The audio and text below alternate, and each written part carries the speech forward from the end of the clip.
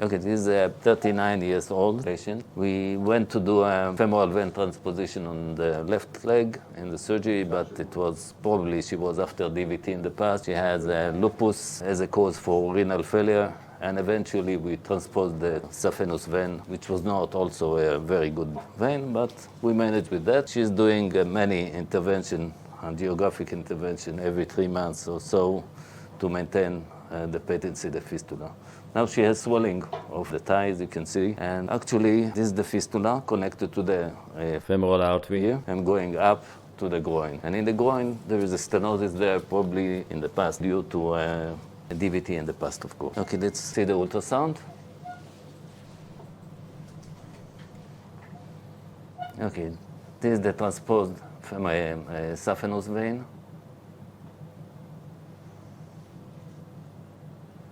I know that many surgeons doesn't like this surgery, but when we don't have any other choice, then we do the saphenous vein transposition. In many cases, we have a good experience with that. But of course, it's a little bit, it's not so good as a femoral vein transposition, in my opinion.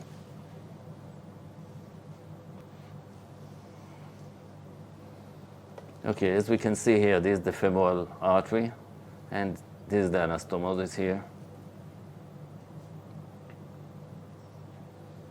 Okay, femoral artery, saphenous vein, transport saphenous vein. We will follow it up.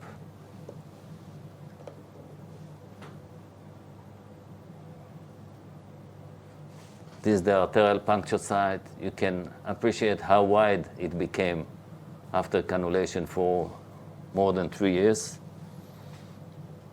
You can see some remnants of clots due to DVT due to thrombosis of the fistula in the past. We need to open, but this is a nice flow, and this is the venous sides, looks okay as well. You can measure the diameter of that.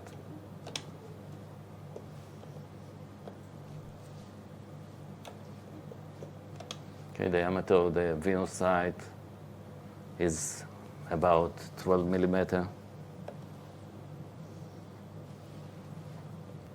And now we're going up to the groin. Does it click on?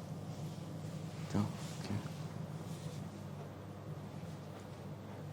You can appreciate the flow is very high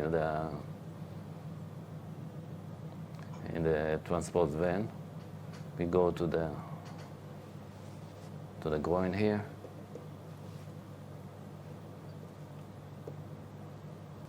And this is the swing zone without any stenosis here, and this is the common femoral vein. You can appreciate the flow. We will measure the flow. We can measure the flow in the vein.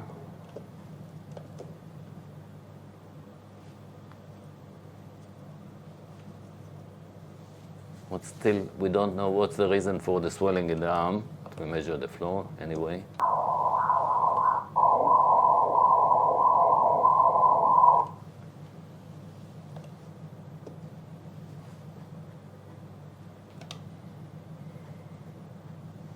It's about 1 liter per minute, as you can see here.